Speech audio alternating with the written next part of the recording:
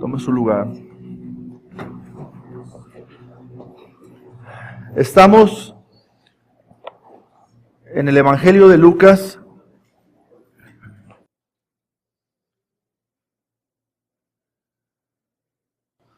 Y ahora vamos a ver Lucas capítulo 6. Abra su Biblia, por favor, en Lucas, Evangelio según Lucas capítulo 6. Vamos a estar leyendo los primeros 11 versículos de este capítulo, y el tema que vamos a enfatizar en esta mañana es que Jesús es el Señor aún del día de reposo. Jesús es el Señor aún del día de reposo. Ahora tenemos que entender, hermanos, que la narración de los evangelios todavía estaban bajo la ley del Antiguo Testamento. Lo que es la narración, la descripción de los evangelios, todavía había muchas cosas que tenían que ver con la ley. Y esta es una de ellas precisamente. El día de reposo, hermanos, pertenece a la ley de Moisés y es parte del antiguo pacto con Israel, que terminó con la muerte del testador, y ahora la iglesia está bajo un nuevo pacto. Entonces, hermanos, nada más para comprender un poquito esta lectura o esta porción que vamos a ver en Lucas, no vamos a explicar a fondo lo que es el día de reposo, porque no es el tema que está tratando exactamente Lucas 6 del 1 al 11. El tema que está tratando, hermanos, Lucas 6 del 1 al 11, tiene que ver con el señorío del Señor Jesucristo aún por encima del día de reposo. Pero para poder comprender esto, es necesario que entendamos un poquito acerca del día de reposo. Ahora, en Números capítulo 15, vamos a navegar un poquito en algunos pasajes. En Números capítulo 15, en el versículo 32 al 36, dice: estando los hijos de Israel en el desierto, hallaron a un hombre que recogía leña en día de reposo. Y los que le hallaron recogiendo leña, lo trajeron a Moisés y a Aarón y a toda la congregación, y lo pusieron en la cárcel, porque no estaba declarado qué se le había de hacer. Y Jehová dijo a Moisés: irremisiblemente muera aquel hombre, apedréenlo toda la congregación fuera del campamento. Entonces lo sacó la congregación fuera del campamento y lo apedrearon, y murió como Jehová mandó a Moisés. Poco drástico, ¿verdad? O bastante drástico la consecuencia de la violación del día de reposo, aunque en este momento, como dice aquí y explica, todavía no se había definido bien qué es lo que se habría de hacer. Le consultaron al Señor y Dios dijo: esto es lo que se va a hacer, porque Dios había dicho que guardaran ese día o que lo respetaran. Ahora, hermanos, algo que tenemos que entender también es que el día de reposo se instituye hasta la ley de Moisés. O sea, hasta que el pueblo de Israel sale de la esclavitud de Egipto. Antes, desde Génesis capítulo 2 hasta la ley de Moisés, un poquito más de 2000 años, en ese tiempo, durante todo ese tiempo, no se le demandó a la nación de Israel que guardara el día de reposo propiamente. Génesis lo menciona que Dios reposó en ese tiempo, pero no lo menciona como una ley, sino hasta que el pueblo de Israel sale. Y luego les recuerda por qué. Porque Dios reposó de toda la obra que hizo, de toda la creación, en el séptimo día. Entonces Dios santificó ese día, ¿verdad? El día 7, para que se consagrara. Ahora, notemos, hermanos, que en el pueblo de Israel no había nombres de los días. Solamente había el día 1, el día 2, el día 3, el día 4, el día 5, así hasta el día 7, ¿verdad? ¿Quién es el que estableció 7 días de la semana? Dios. Desde el principio. En el mundo puede revisar en cualquier lado cómo es que se llegó a la conclusión que se iba a medir el tiempo por semanas y que la semana tendría 7 días. Bueno, podrán revisar los ateos, los científicos, todos, en todos lados, donde se instituyó que habría de haber 7 días, y no hay ningún otro lado más que en la Biblia, más que en la palabra de Dios. Dios establece que habría de haber 7 días. Es hasta en época de los romanos, hermanos, en el que ya se le da nombre a los días. A cada uno de los días se le da un nombre. Bueno, también, hermanos, entendemos que antes del día del Pentecostés, en las vísperas del Nuevo Testamento, no había habido otra creación más la creación que Dios hizo en Génesis. O sea, todo lo que Dios creó, lo creó en Génesis capítulo 2, ¿sí? Y no hubo otra creación que surgiese de la nada hasta el día del Pentecostés. O sea, no hubo más creación. Y para esa creación, entonces Dios tenía un pacto, que es el pacto, la ley de Moisés, el Antiguo Testamento. Ahora, después del día del Pentecostés, entonces surgen las nuevas criaturas. ¿Quiénes son las nuevas criaturas? Nosotros, creados según Cristo Jesús. Somos nuevas criaturas en Cristo Jesús. Es la nueva creación en Cristo Jesús, nosotros. Y ya no estamos en el antiguo pacto, sino estamos bajo un nuevo pacto. Ahora usted dirá, bueno, entonces entendemos que la ley de Moisés pues no se tiene que tomar en cuenta, porque eso es del antiguo pacto y nosotros estamos bajo un nuevo pacto. Bueno, de una manera curiosa, hermanos, podemos ver que los 10 mandamientos, excepto uno, fueron recordados en el Nuevo Testamento. ¿Y cuál creen ustedes que fue el único que no fue recordado en el Nuevo Testamento? El día de reposo. El día de reposo es el único que no se menciona, ¿sí? en el Nuevo Testamento. Sí, recordado. Por ejemplo, de esos 10 mandamientos que están en el Antiguo Testamento, el mandamiento número 1, que habla de un solo Dios, es recordado por Pablo en 1 Timoteo 2, 5. El no tendrás ídolos. El mandamiento número 2 está recordado por Pablo a la primera carta a los Corintios en el capítulo 2, en el versículo 7. El no jurarás está recordado por Santiago en el capítulo 5, en el versículo 2. Y el mandamiento 4, que es guardarás el día de reposo, ese no está recordado en el Nuevo Testamento. Y luego, honra a tu padre, está en Efesios capítulo 2. Y no matarás en 1 de Juan capítulo 3 versículo 15. No adulterarás en Hebreos capítulo 13 versículo 4. No robarás en Efesios capítulo 4 versículo 28. No mentirás, Colosenses capítulo 3 versículo 9. No codiciarás, Efesios capítulo 5 versículo 3. Pero el día de reposo no está recordado en el Nuevo Testamento. Entonces, hermanos, podemos entender que esto fue algo que Dios trató solamente con los judíos. Es algo que Dios estableció e instituyó precisamente para el pueblo de Israel en ese entonces. Para que el pueblo de Israel recordara que con mano poderosa Dios los sustentó durante el desierto, que Dios los guardó y que Dios estuvo con ellos en todo ese momento. Y ellos durante el transitar del día del desierto, ellos en 6 días, cuando recibían el maná, ellos tomaban la porción de cada día. Pero el sexto día ellos tomaban doble porción, porque el séptimo día, ¿sí?, que todavía no se los había instituido, el séptimo día no iban a tomar la porción de ese día porque ya la habían recibido desde el día anterior. Si ellos tomaban doble porción el lunes, o el día 1, o el día 2, o el día 3, esa porción se echaba a perder.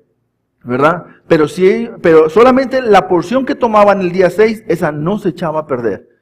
Eso era un día que Dios había establecido precisamente para ellos. Ahora, hermanos, esto fue así a grandes rasgos un poquito de la enseñanza del día de reposo que tiene que ver exclusivamente con los judíos.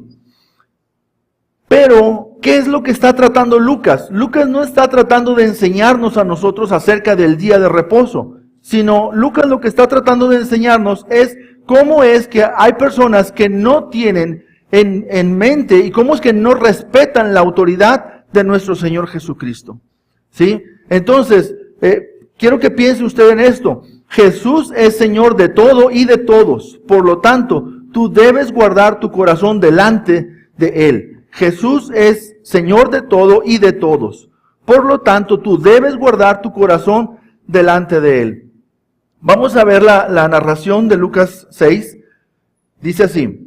Aconteció en un día de reposo que pasando Jesús por los sembrados, sus discípulos arrancaban espigas y comían, restregándolas con las manos. Y algunos de los fariseos les dijeron, ¿por qué hacéis lo que no es lícito hacer en los días de reposo? Respondiendo Jesús, les dijo, ¿ni aún esto habéis leído lo que hizo David cuando tuvo hambre y los que con él estaban? ¿Cómo entró en la casa de Dios y tomó los panes de la proposición, de los cuales no es lícito comer, sino solo los sacerdotes, y comió y dio también a los que estaban con él? Y les decía, el Hijo del Hombre es Señor aún del día de reposo. Aconteció también en otro día de reposo, posiblemente una semana, 2 semanas más adelante, ¿verdad? Los judíos no cesaban de estar atosigando, de estar ahí detrás del Señor Jesús, buscándolo para hacerlo caer. Bueno, dice la palabra, aconteció también en otro día de reposo que él entró en la sinagoga y enseñaba. Y estaba ahí un hombre que tenía seca la mano derecha. Y le acechaban los escribas y los fariseos para ver si en el día de reposo lo sanaría, a fin de hallar de qué acusarle. Mas él, Jesús, conocía los pensamientos de ellos y dijo al hombre que tenía la mano seca, levántate y ponte en medio. Y él levantándose se puso en pie. Entonces Jesús les dijo, os preguntaré una cosa, ¿es lícito en día de reposo hacer bien o hacer mal? ¿Salvar la vida o quitarla? Y mirándolos a todos alrededor, dijo al hombre, extiende tu mano. Y él lo hizo así, y su mano fue restaurada. Y ellos se llenaron de furor y hablaron entre sí qué podrían hacer contra Jesús. Aquí vemos 3 personajes. ¿Cuáles son los 3 personajes que pudiéramos encontrar? Jesús. Bueno, entonces veríamos 4 personajes, ¿verdad? Pero no voy a hablar del de la mano, ¿verdad? Entonces yo quiero resaltar 3. Es Jesús, los discípulos y los escribas y fariseos, ¿verdad? 3 grupos de personas. Jesús, los escribas y los fariseos y los discípulos. Son 3 grupos. Ahora, en cuanto a los fariseos y los escribas, ¿qué es lo que está resaltando Lucas? Si ustedes se preguntan, ¿qué es lo que el Espíritu Santo le está inspirando a Lucas para escribir acerca de ese evangelio que se propuso detallar por orden para que conozcamos bien la verdad acerca de las cosas? ¿Qué es lo que el Espíritu Santo estaba iluminando, estaba inspirando, estaba dándole entendimiento a Lucas que habría de escribir? ¿Qué es lo que estaba resaltando?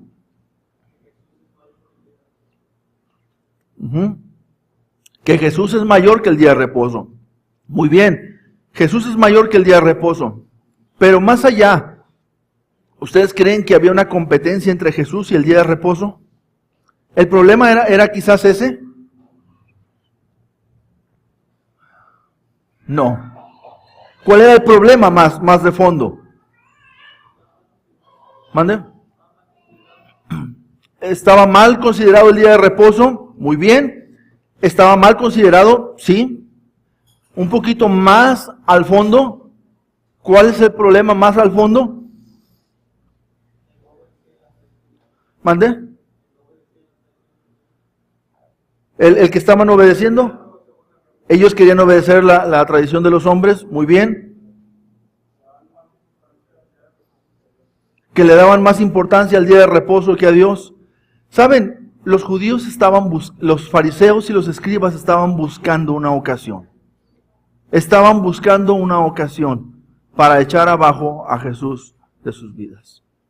Ese era el problema más a fondo que está destacando aquí. ¿Y cuál fue la situación? Bueno, la escena fue alrededor de 2 días de reposo que se narran en este momento. La excusa que los fariseos y los escribas tomaron en su mente es, bueno, vamos a atentarle acerca del día de reposo. Si lo encontramos haciendo algo en contra de la ley de Moisés, entonces vamos a tener una razón de qué acusarle y vamos a tener una razón pues para quitarlo, para afectarlo, para matarlo o encarcelarlo, lo que sea. Pero hermanos, aquí el problema a grandes rasgos, el problema es el corazón del hombre, ¿sí? El corazón del hombre. Aquí podemos ver, hermanos, a los fariseos y los escribas, en primer lugar, con una actitud de juicio, ¿sí?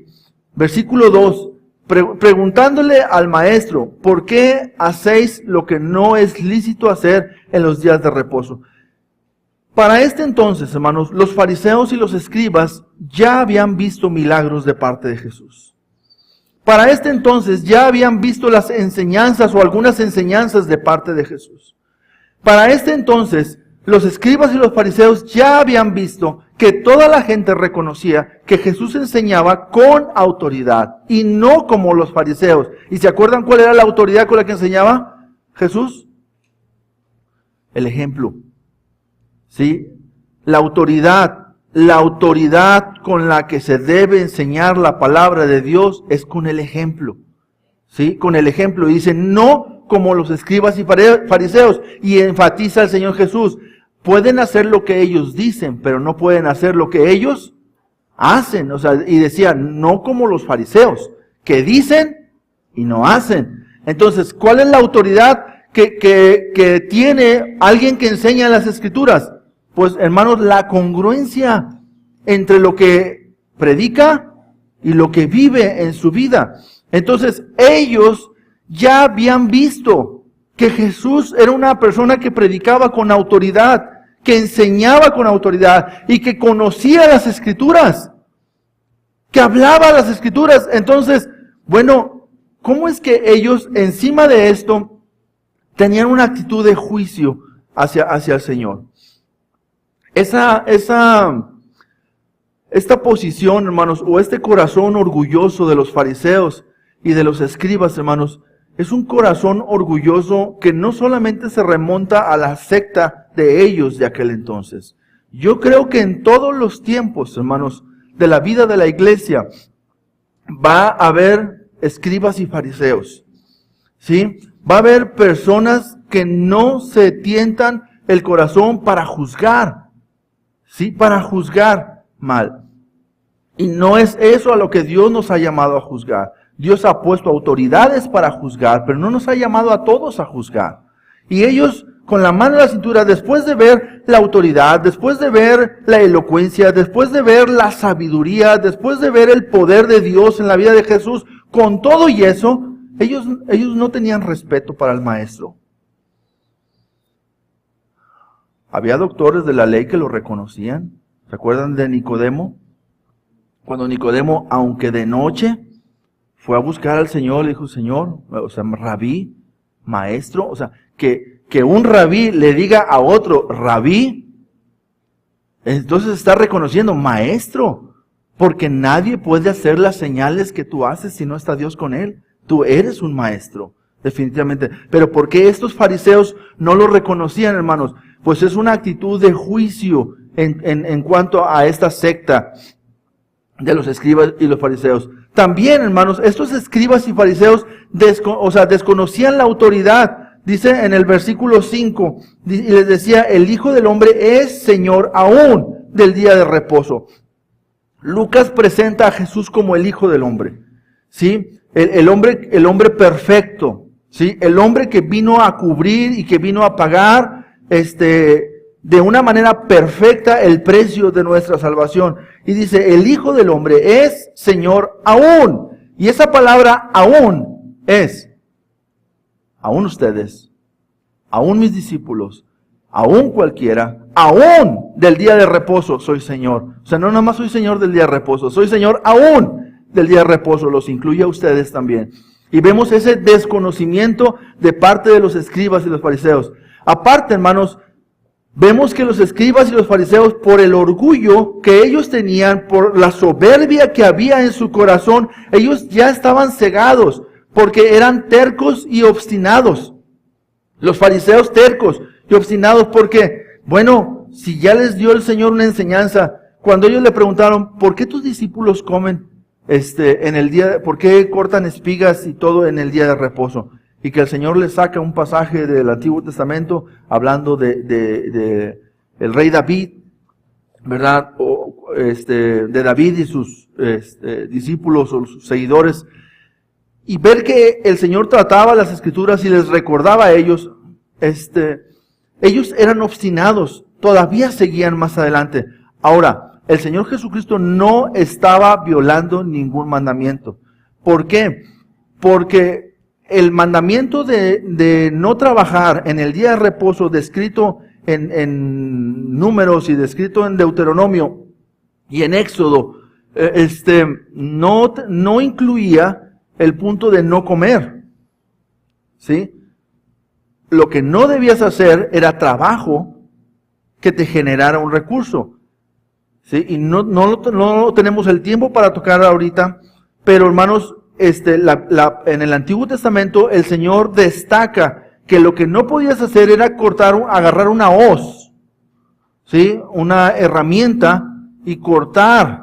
Pero lo que sí podías hacer era tomar con tus manos de lo que había. De hecho, había un mandamiento de parte de Dios que todos los agricultores debían dejar en las orillas de los caminos ciertas espigas con pues con el alimento, con el grano, para que los que iban de paso tuviesen algo para tomar. Entonces, en día de reposo, ellos lo que hacían era agarrar las espigas y frotarlas con sus manos para quitarle la cáscara y luego entonces comerse ellos el grano. Pero eso estaba bien, pero los escribas estaban buscando algo de qué acusarle. Entonces vemos el mal corazón, pero aparte de que el Señor les muestra con autoridad que no había problema con eso, ellos eran obstinados porque todavía otro día de reposo, ahí estaban detrás de él, pero ahora habían preparado inclusive a un hombre que tenía la mano seca. Dice, bueno, a ver si puede sanar. Y hermanos, el Señor les mata el gallo, como decimos, ¿verdad? Porque les dice el Señor, bueno, ¿se puede hacer el bien en día de reposo? Les pregunto, ¿el bien se puede hacer en el día de reposo? Pues claro. ¿La misericordia se puede hacer el día de reposo? Claro. Si tú eres un doctor, ¿verdad? En los tiempos de la ley, y alguien iba y te consultaba, decía, no, en día de reposo no puedo sanar. No, o sea, eso no estaba incluido en la ley. Pero ellos estaban buscando una ocasión de que tentar al Señor Jesucristo. Entonces eran tercos y también eran obstinados. Y luego la conclusión en la vida de ellos, de los fariseos, es que ellos, pues obviamente, reaccionaban con prepotencia y con enojo. En el versículo 11, después de que el Señor hace el milagro de sanar y restaurar esa mano, hermanos, era para que si nosotros estábamos ahí y viéramos el milagro, imagínense una mano seca, ¿sí? La mano derecha ahí, imagínense la seca.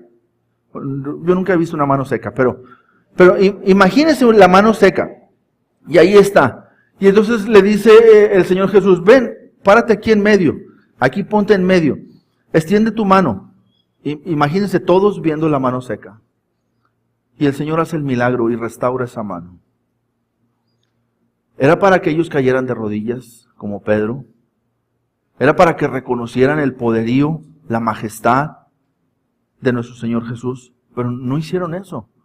Ellos eran obstinados y ellos estaban ahí con enojo y con prepotencia. Por eso, hermanos, el conocimiento debe estar en un corazón que ha sido sometido a la voluntad de Dios. Porque de lo contrario, hermanos, el conocimiento es una arma de dos filos, con la cual puedes hacer daño si no sabes utilizarla.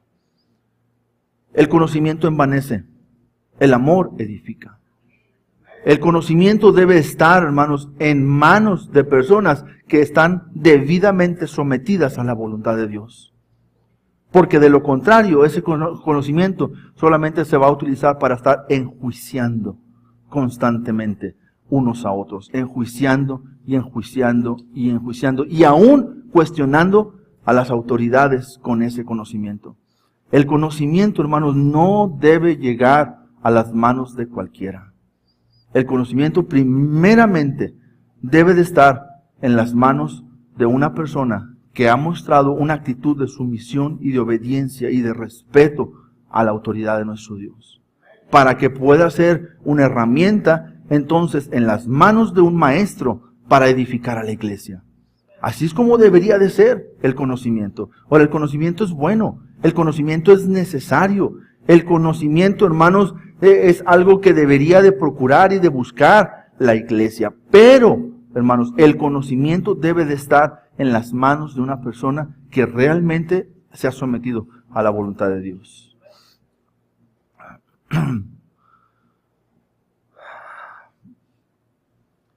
Si no, hermanos, entonces generaciones de fariseos y generaciones de escribas van a estar ahí mal utilizando la palabra de Dios, mal versando la palabra de Dios, como era el caso de los fariseos. Ellos agarraron una enseñanza que sí era del Antiguo Testamento, que sí era conforme a la ley, pero no la estaban aplicando de manera correcta en el caso de los discípulos del Señor Jesús. ¿Sí? Entonces, hermanos, nosotros como iglesia, ¿necesitamos conocer o no necesitamos conocer la palabra de Dios? Sí necesitamos conocer la palabra de Dios. Pero antes tenemos que someternos a Dios. Antes, hermanos, debemos demostrarle a Dios una obediencia. Una obediencia y una sumisión a Él. Una ocasión escuché a alguien que estaba dando un curso, un entrenamiento bíblico. Y decía esta persona, lo primero que tenemos que aprender es a obedecer. Y él presentaba una ilustración y decía, es como los perros de pelea. Tú tienes un perro de pelea, que no recomiendo que usen los perros para pelear, ¿verdad? Pero bueno, él decía, los perros de pelea, antes de enseñarlo a pelear, tienes que enseñarlo a obedecer. Porque una vez que lo enseñaste a pelear y que ese perro no obedece, te va a comer. ¿Sí? Y decía, tener cuidado con el conocimiento. Sí, primeramente, hermanos, necesitamos tener una actitud de sumisión y de obediencia a Dios, a la voluntad de Dios, ¿verdad? Y es bien importante esto.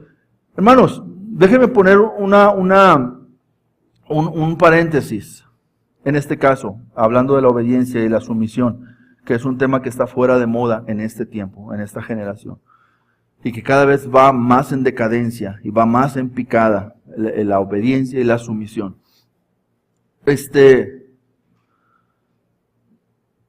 Los padres que enseñan a sus hijos a ser obedientes, a esos hijos les va a costar menos trabajo entender la autoridad del Padre Celestial, porque han aprendido a obedecer y a ser sumisos. Pero los padres que no han enseñado a sus hijos a obedecer, cuando Dios quiera tratar con el corazón de su hijo espiritual, Dios va a tener que enseñarle la obediencia de una manera más ruda, ¿sí? Y más difícil y más dolorosa. Papás, hagamos un buen trabajo. Hijos, si no y siempre me dijo para acá porque por acá se ponen la mayoría de los jóvenes. Hijos, si nosotros obedecemos a nuestros padres, a quienes podemos ver, será mucho más fácil obedecer al Padre, a quien no podemos ver. Pero si decimos que obedecemos a Dios, a quien no podemos ver, pero no podemos obedecer a nuestro Padre, a quien sí podemos ver, porque nosotros constantemente estamos juzgando, en una adolescencia prolongada, estamos juzgando la autoridad de nuestro Padre y la forma en la que Él ejerce la autoridad, entonces se van a dar de topes contra la pared muchas veces, hasta que puedan entender la obediencia y el sometimiento. Necesitan practicar la obediencia con sus padres, con sus jefes, con sus pastores, con sus discipuladores, con quienes les enseñan la palabra de Dios. Con ellos necesitan practicar la obediencia y la sumisión. Porque ¿cómo van a obedecer al que no pueden ver? ¿Se acuerdan cuando llegó aquel joven rico o aquel conocedor de la ley que decía, Señor, ¿qué voy a hacer para heredar la vida eterna? Y el Señor le dijo, ¿los mandamientos los tienes? Dijo, sí, esos los he guardado desde mi juventud. Dice, bueno, ¿cuál es el principal mandamiento? No, pues amarás al Señor tu Dios con todo tu corazón y a tu prójimo como a ti mismo. Ok, está bien. Y entonces Dios dice, amarás a Dios con todo tu corazón, con toda tu alma y con todas tus fuerzas. Sí, agarras un lápiz, ¿verdad? Sí. Y lo dice, Señor, ¿y mi prójimo quién es? Qué absurdo, ¿no creen? ¿No era más fácil que preguntara, ¿cómo voy a amar a Dios con todo mi corazón, con toda mi alma, con todas mis fuerzas? Pero ¿saben por qué pregunta, ¿y mi prójimo quién es? Porque se quería barrer. Porque lo que sí puedes medir es cómo amas a tu prójimo. Lo que no puedes medir es cómo amas a Dios. Pero amar a Dios lo dice cualquiera. Pero amar a tu prójimo no lo dice cualquiera porque eso se ve. Porque ese es un fruto visible. Bueno, jóvenes, hermanos, adultos, la obediencia a Dios es visible a través de la obediencia de las autoridades que Dios ha establecido aquí en la tierra. Si tú dices que amas a Dios, se va a ver. ¿Cómo? Cuando tú amas, cuando tú obedeces a las autoridades que tienes aquí en la tierra. Entonces, si tú no quieres obedecer, si no aprendes la sumisión, pero quieres recibir conocimiento bíblico, ¿sabes qué vas a hacer con ese conocimiento bíblico? Vas a maltratar a la iglesia. Vas a maltratar a la iglesia porque te la vas a pasar juzgando la vida de todos. Entonces, aquí tenemos este caso, los escribas y los fariseos. Pero también, hermanos, tenemos el caso de los discípulos. En el versículo 1, vemos nada más un poquito del cuadro de ellos. Dice, aquí aconteció un día de reposo, que pasando Jesús por los sembrados, sus discípulos arrancaban espigas y comían, restregándolas, que era haciendo algo así como esto, con las manos. Eso es lo que estaban haciendo.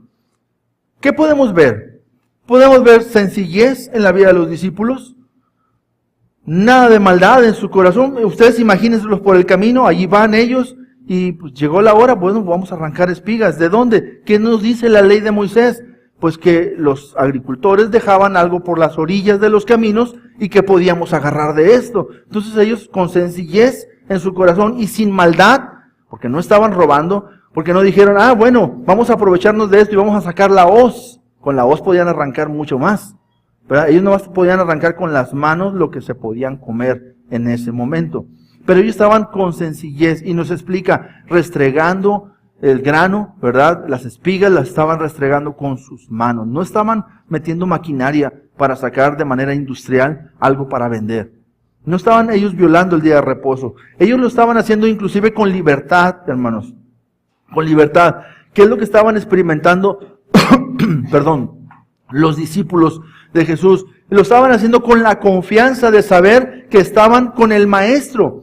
Había libertad, había sencillez, había libertad y había confianza en la vida de ellos. Pues estamos con el Maestro. El Maestro, si estuviéramos haciendo algo indebido, Él nos guiaría. Nuestro maestro es un hombre honesto, es un hombre que guarda la ley, es un hombre que nunca lo hemos visto hacer nada indebido. Entonces, cuando se le cuestiona acerca de lo que se debe o no se debe hacer, él siempre se apegaba a lo correcto, a lo que hay que hacer. Cuando le dijeron, Jesús, ¿es lícito pagar tributo? Y dijo, aquí está la moneda. ¿De quién es la cara? Pues del César. Pues denle al César lo que es del César. Él no dijo que no había que hacerlo. Hay que hacerlo. A ver, Pedro, vete a pescar. Agarró un pez. El pez tenía un testero en su boca. Agarró las monedas y dijo, vamos a pagar. Tenemos que pagar impuestos. Pues hay que pagar los impuestos. Vamos a hacerlo. ¿Verdad? Siempre haciendo lo correcto. Cuando se le presenta a la mujer sorprendida en el acto de adulterio, allá van los escribas, los doctores de la ley, los fariseos, van con la mujer. Sí, espérame, la ley dice que los dos. ¿Y dónde está el hombre? ¿O la encontraron cometiendo acto de adulterio sola? No, ¿dónde está el hombre? No, el hombre no estaba, nada más estaba la mujer. ¿Y qué dice el Señor Jesús? ¿Hay que juzgarla? ¿Qué dice la ley de Moisés? ¿Hay que apedrearla? ¿Está bien? Vamos. El que de vosotros esté sin pecado, arránquese. ¿La juzgó o no la juzgó? Sí la juzgó, pero nadie de ellos podía emitir ese juicio. ¿Sí? Entonces, el Señor no se violaba a los principios. El Señor los cumplía. Y Él decía, en su misericordia ni yo te condeno. Vete y no peques más. Jesús era el único que podía haber agarrado piedras en ese momento y darle a la muchacha o a la señora. Pero no lo hizo. No lo hizo. Entonces vemos la justicia y la misericordia del Señor Jesucristo en todo momento, aplicándose. Y así, hermanos, por eso los discípulos tenían confianza de su Maestro cuando andaban con Él. Entonces vemos aquí una sencillez, una libertad en la vida de los discípulos que nada más nos lo narra ahí en el versículo 1. Pero también, hermanos, aquí también podemos ver al Señor Jesús lleno de conocimiento, ¿sí? Lo vemos en el versículo 3 y 4, dice, respondiendo Jesús le dijo, ¿ni aún esto habéis leído? Y qué reto, qué puya para alguien que es un estudioso. ¿Ni aún esto habéis leído? Lo que hizo David cuando tuvo hambre, él y los que con él estaban. Cómo entró en la casa de Dios y tomó los panes de la proposición, de los cuales no es lícito comer, sino solo a los sacerdotes, y comió y dio también a los que estaban con él. Entonces vemos ahí también al Señor Jesucristo lleno de conocimiento, hablando con autoridad. El versículo 5 le dice, y les decía, el Hijo del Hombre es Señor aún del día de reposo. Lo vemos también con autoridad. Lo vemos como un gran maestro. El versículo 6 aconteció también en otro día de reposo que él entró en la sinagoga y enseñaba.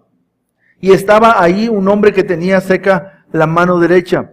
Vemos ahí enseñando al Señor Jesucristo como el gran maestro que es, lleno de sabiduría y también lleno de discernimiento. 7 al 9 dice, y le acechaban los escribas y los fariseos para ver si en el día de reposo lo sanaría a fin de hallar de qué acusarle. Mas él conocía los pensamientos de ellos y dijo al hombre que tenía la mano seca, levántate y ponte en medio. Y él levantándose se puso en pie. Entonces Jesús les dijo, os preguntaré una cosa.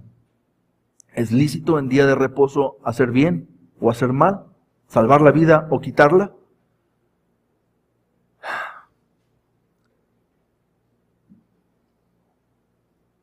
Hermanos,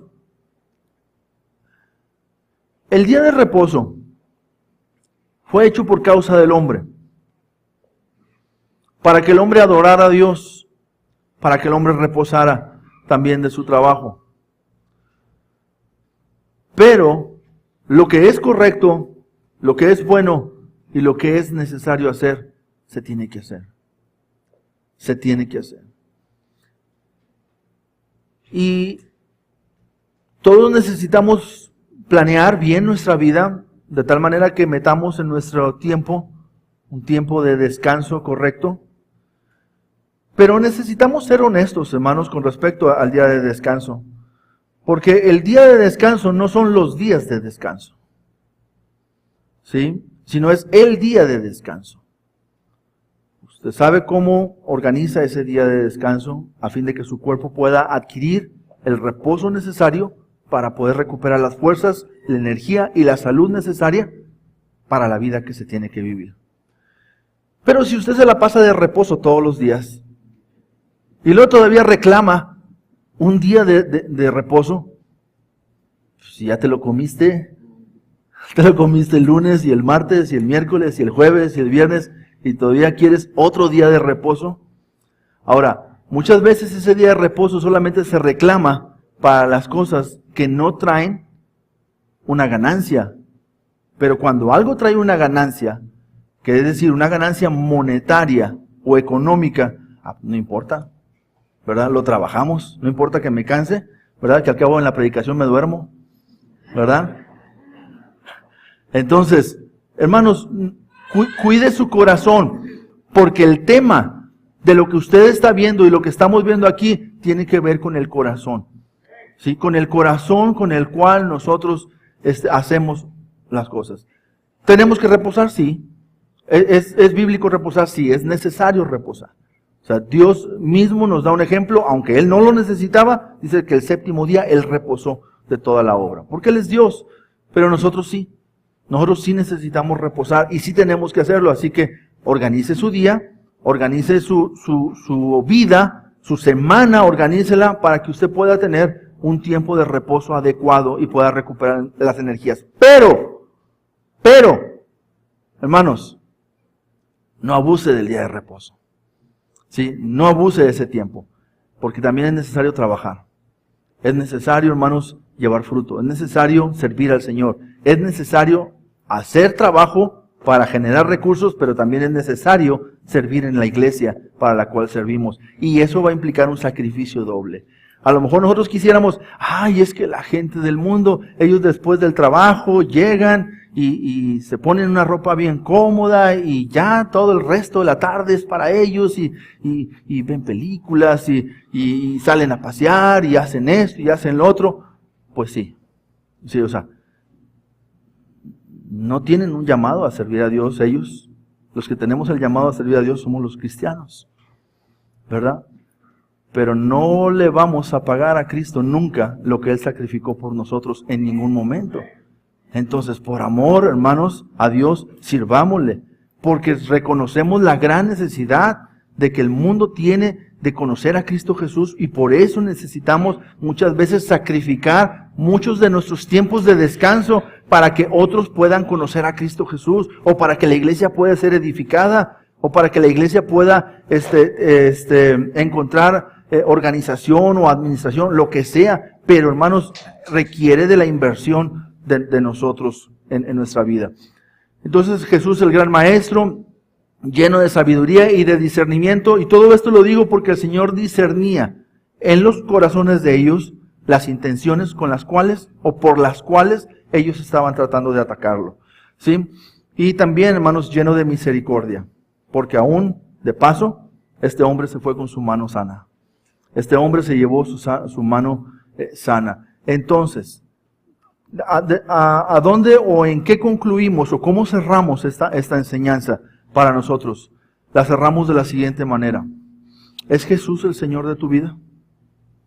¿Jesús es el Señor de tu vida? Si Jesús es el Señor de tu vida, tu corazón tienes que purificarlo y someterlo delante de Él. Pues que somos pecadores y que nos es bien difícil, pues sí, sométase a Dios. La llenura del Espíritu Santo viene por rendirnos a Él. Conocemos su palabra, Dios pide algo, yo lo hago, el Espíritu Santo toma control de mi vida, me fortalece y me ayuda, hermanos, a controlar mis emociones, mis pensamientos, mis decisiones y mis acciones. Eso hace el Espíritu Santo morando dentro de mi vida. Pero necesitamos, hermanos, someternos a Él, rendirnos a Él constantemente. Eso es lo que tenemos que hacer, rendirnos delante de nuestro Dios. Y yo quiero invitarle a usted en esta hora a rendirse delante de Dios. Usted ha aceptado la obra de Jesucristo, la obra redentora de Cristo Jesús, la muerte, la sepultura y la resurrección a su favor. ¿Ha aceptado eso de parte de Cristo? Sí, pero ¿le ha rendido su vida a Él? ¿Lo has hecho el Señor de tu vida? Ser salvo, hermanos, no significa aceptar la vida eterna. Ser salvo significa aceptar a Jesús. El que tiene al Hijo, tiene la vida. No es que nada más quiero la vida, pero no quiero a Jesús. Si usted quiere a Jesús, Jesús es el Señor. Usted quiere a Jesús, Jesús es el Rey soberano. Usted quiere a Jesús, usted quiere vida eterna, sí, usted tiene que querer a Jesús porque la vida eterna está en Él. ¿Cuál es la vida eterna? Que te conozcan a ti, a Jesús. Usted tiene que conocer a Jesús, pero eso lo hace por rendirse delante de Él. Así que, hermanos, en esta hora, usted puede convertir a Jesús en el Señor de su vida, rindiéndose a Él. ¿Usted tiene derechos? Sí. ¿Por qué no se los rinde al Señor? ¿Usted cree que Dios va a violar sus derechos? Con la misericordia, ¿no le cantamos Dios es bueno y es incomparable? ¿Lo creemos o no lo creemos? ¿Cuál es la confianza que usted tiene en Dios? Si tiene confianza en Dios, ¿usted cree que Dios va a violar sus derechos? ¿Dios cree que va a abusar de su autoridad en cuanto a tu vida? No lo hace. Al contrario, cuando tú te rindes, te das cuenta que te bendice más. Cuando tú te rindes, te das cuenta que el favor de Dios está en tu vida. Cuando tú te rindes, disfrutas más de Él. Cuando tú te rindes, tienes las promesas de respaldo para todos los que obedecen su palabra. Entonces, ¿por qué no te rindes a Dios, hermano? ¿Ustedes creen que Dios dijo en vano, busca el reino de Dios y su justicia y todas las demás cosas te serán añadidas? Es que eso es lo que Él hace, porque Dios es bueno. No solamente busca su gloria, que sí busca su gloria, busca también tu bendición, porque te ama. Eso es lo que hace Dios. Entonces Dios, claro, por su gloria, por su grande nombre, es que Él hace todas las cosas para nosotros, pero también porque nos ama, hermanos. Su gloria no está peleado con que nos ama. De hecho, su gloria consiste en que nos ama. ¿Sí? Entonces, hermano, ¿por qué no te rindes a Él? ¿Por qué no te rindes delante de Dios?